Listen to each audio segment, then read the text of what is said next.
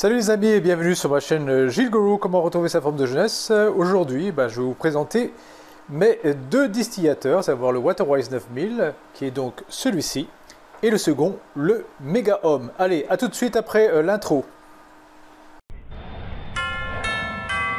Mesdames et messieurs, nous allons procéder à l'embarquement. Pour l'heure, veuillez vous munir de votre bonne humeur. Près de la Ritzma! 8, 7, 6, 5, 4, 3, 2, are you ready?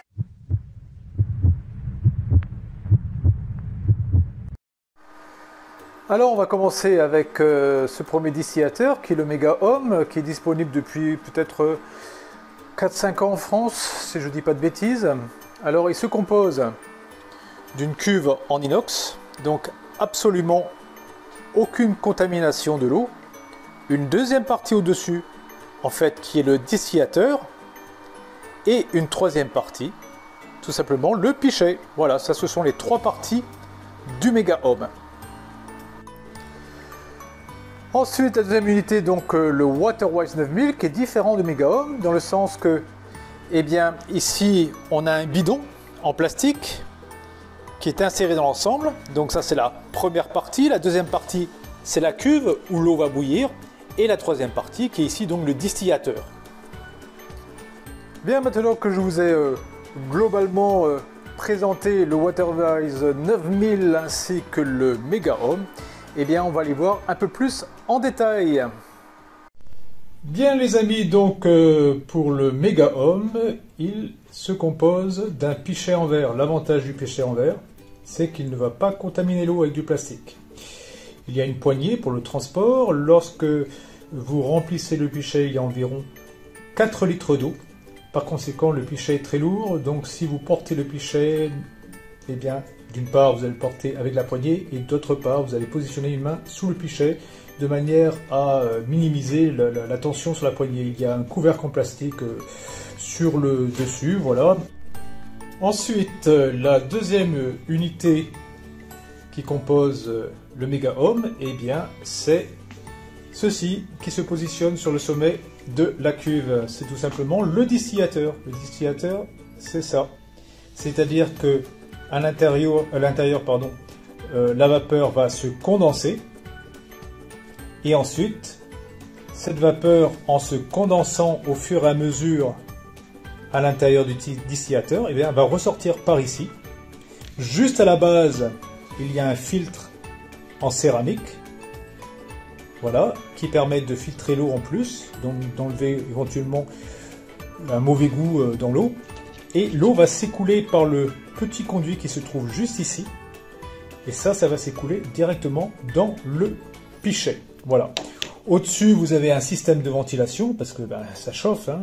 Vous imaginez bien que l'eau bout à 100 degrés, donc l'unité a un système de ventilation qui évite toute surchauffe. Donc le distillateur du Mega Home se connecte directement sur la cuve en inox. Et nous allons voir ça tout de suite. Les amis, l'envers du décor. Donc ici, vous voyez, il y a une petite ouverture, et bien c'est par là que la vapeur va rentrer dans le distillateur, et ensuite la vapeur qui rentre dans le distillateur, et bien peu à peu va se condenser pour ressortir par ici. Et c'est à ce niveau-là que j'enclenche. Attendez, là c'est un peu compliqué. Je vais essayer de remettre parce que là je suis à l'envers. C'est ici que je vais tout simplement enclencher le filtre en céramique, comme ceci. Voilà. Maintenant, la cuve en inox. En fait, sur la cuve en inox, il y a deux alimentations. La première alimentation, qui est donc celle-ci, qui elle va être connectée directement sur le secteur. Je tiens à préciser qu'il y a une prise de terre, et ça c'est très très important qu'il y ait une prise de terre.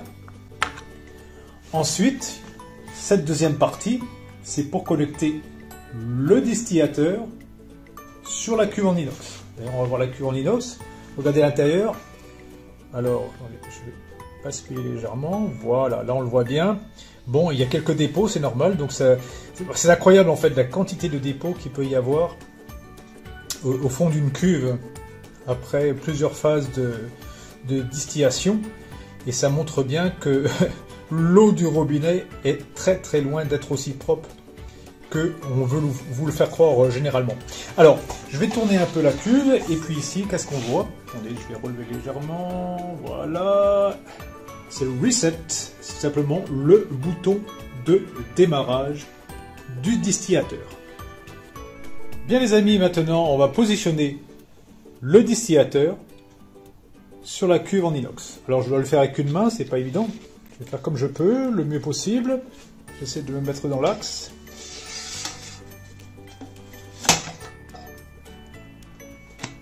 Vous voyez, on peut même le faire avec une main, donc c'est vraiment pas très compliqué. Ensuite, une fois que j'ai fait ça, eh bien, je vais tout simplement connecter le distillateur sur la cuve. Vous voyez une petite, un petit indicateur blanc, et là-dessus, je vais appuyer très fortement. Alors, avec une main, c'est pas évident. Normalement, il faut tenir la cuve avec l'autre main. Voilà. Donc, vous connectez ici, et ensuite, le distillateur est quasiment prêt à l'emploi. Les amis, une fois que vous avez rempli la cuve avec de l'eau, eh bien vérifiez que le switch ici, là, qu'il est bien positionné sur 1. Voilà. Et naturellement que vous avez bien connecté le câble d'alimentation sur le secteur.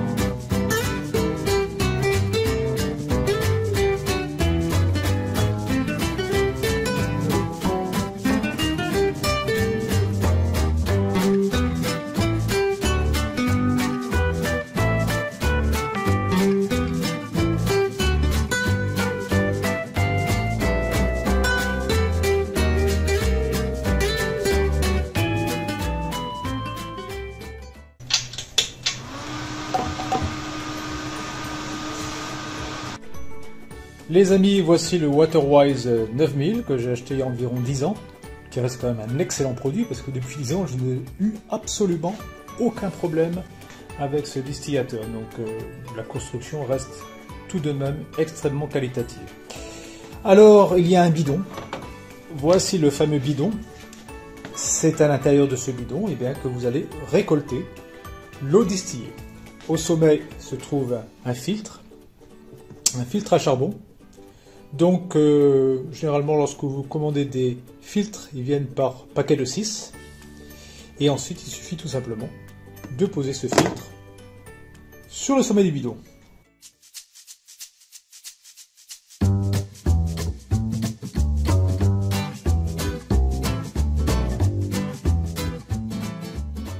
Ici, une poignée qui permet de pouvoir transporter facilement le bidon. Et une autre caractéristique qui est intéressante sur le Waterwise 9000, c'est qu'avec ce bidon, eh bien, en appuyant ici, vous pouvez tout simplement remplir un verre. Alors, quel est l'avantage? Eh bien, c'est que ce bidon, vous pouvez le mettre partout dans la maison. Par exemple, le déplacer dans la cuisine, ou bien le soir avant d'aller vous coucher. Vous pouvez très bien avoir ce bidon à côté de votre lit, et si jamais la nuit vous avez soif, eh bien, vous servir tout simplement un verre. Voilà l'avantage, du moins au niveau de la configuration du Waterwise 9000. Deuxième caractéristique du Waterwise 9000, eh bien, c'est sa cuve qui est insérée à l'intérieur. Celle-ci est une cuve en matière plastique très très dure. Vous pouvez voir que sur cette cuve, il y a une poignée, et cette poignée sert également à enlever la cuve de son réceptacle.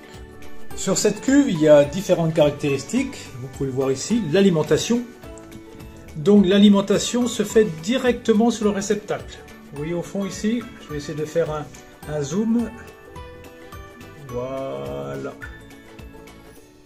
Donc ça c'est le système d'alimentation du Waterwise 9000.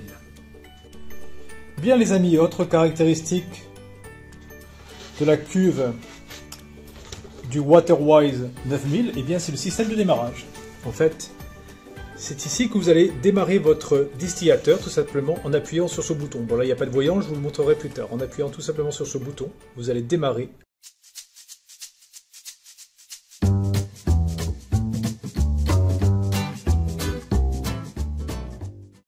Sur le sommet de la cuve, eh bien un bouchon qui est un peu dur à ouvrir d'ailleurs. Voilà. Et je vais retourner, vous allez voir, il y a un joint torique. Quand même, il a 10 ans ce joint et il n'a pas bougé, donc autant vous dire quand même que la qualité de fabrication est excellente. Maintenant la cuve, vous allez voir, c'est pas très propre là-dedans. Je vais essayer de faire un petit zoom sur l'ensemble. C'est un peu plus compliqué. Vous voyez que par rapport à la cuve du Mega-Home qui est extrêmement large et qui est uniquement une cuve en inox, dans la cuve du Waterwise 9000, eh bien c'est uniquement le fond qui est en inox. Je vais essayer de faire un zoom, on va voir ce que ça donne. Voilà, c'est pas terrible, voilà, on voit à peu près, donc il y a des dépôts au fond. Une fois de plus, ça vous montre que, eh bien, voilà, là c'est plus clair. Ça vous montre que, en fait, l'eau du robinet n'est pas très propre à la consommation. Donc c'est ici que vous allez remplir la cuve. La cuve, on peut y mettre environ 4 litres d'eau. D'ailleurs, vous voyez ces espèces de petites parties ici. Je vais refaire un petit zoom, je vais essayer de me rapprocher. Voilà, là on voit bien ces petites parties qui sont là. Voilà. Et bien ce sont des guides, c'est-à-dire que l'eau ne doit pas être au-dessus de ces guides, légèrement en dessous. Et lorsque vous remplissez légèrement en dessous, vous avez environ 4 litres d'eau dans votre cuve. Une fois que vous avez rempli, vous remettez tout simplement le bouchon, voilà, et vous refermez. Aussi simple que cela.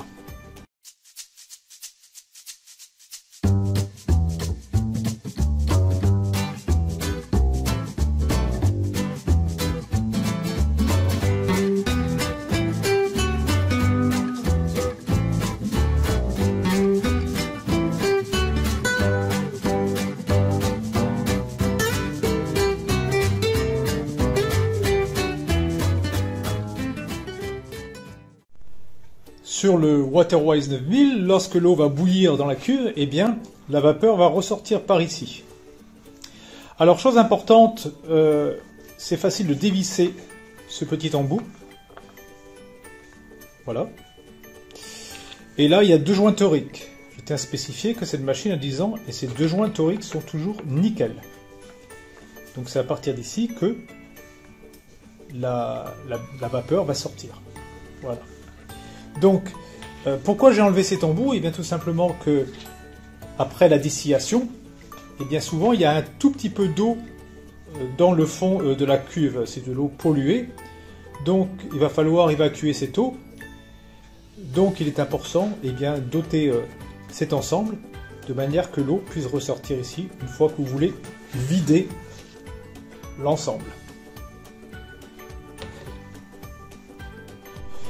Ce n'est pas compliqué de remettre le bouchon. Il y a une partie plate. On la voit bien. Cette partie plate se trouve en dessous. J'insère le bitonio et hop, et je ferme l'ensemble. C'est aussi simple que cela. Rien de compliqué. Maintenant, on va voir comment enclencher la cuve sur le distillateur. Alors, vous voyez cette entrée sur la partie supérieure. Eh bien, c'est là que va s'enclencher l'unité que je viens de vous montrer, où sort la vapeur. Donc la vapeur d'eau va rentrer directement par cette entrée. Et là, vous pouvez voir qu'en bas, c'est la connectique pour l'électricité. Voilà, c'est aussi simple. Donc il va falloir enclencher cet ensemble, c'est-à-dire la base et la hauteur. Je vais vous montrer comment faire. Voilà, donc vous allez présenter la cuve comme ceci, très lentement. Alors, lorsque vous procédez pour insérer la cuve dans le distillateur, faites-le très lentement parce qu'il y a de l'eau dans la cuve et si vous remuez la cuve un peu trop fortement, parfois il y a un peu d'eau qui peut sortir et cette eau peut couler jusqu'à la partie électrique. Alors, qu'est-ce qui se passe? Ça va disjoncter. Donc, pour éviter ce problème, voici ce que je vous recommande. Donc, pour éviter que de l'eau coule à l'intérieur, je vous recommande tout simplement de pousser la base très très lentement. Vous voyez? Surtout ne pas pousser sur la hauteur. Ne jamais pousser ici. Toujours sur la base et dans l'axe. Jusqu'à ce que vous puissiez enclencher l'ensemble. Bon, d'habitude, je le fais avec 2 pouces. Là, comme j'ai une main qui est prise, c'est un peu plus compliqué.